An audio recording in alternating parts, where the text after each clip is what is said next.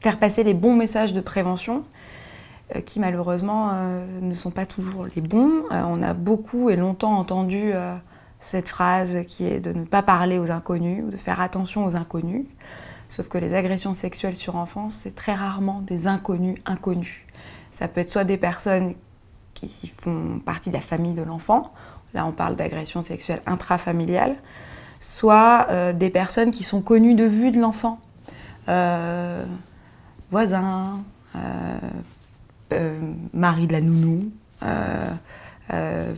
professionnels éventuellement qui gravitent autour de milieux où il y a des enfants. Donc la plupart du temps, l'enfant il voit qui c'est son auteur. Il lui a déjà parlé, il le trouve peut-être même sympa. Et du coup, leur faire passer le message de « ne parle pas aux inconnus », ça n'est pas du tout un message de prévention efficace.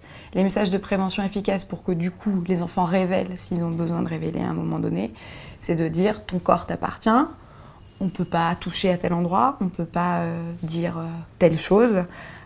Toutes ces zones-là, il n'y a aucun adulte qui a le droit de s'en approcher. Ça, c'est des messages de prévention qui sont plus cohérents avec la réalité des agressions sexuelles faites sur enfants et de meilleur augure pour l'enfant, qui pourra du coup avoir plus de repères sur ce que c'est quelque chose qui ne fonctionne pas dans le comportement d'un adulte.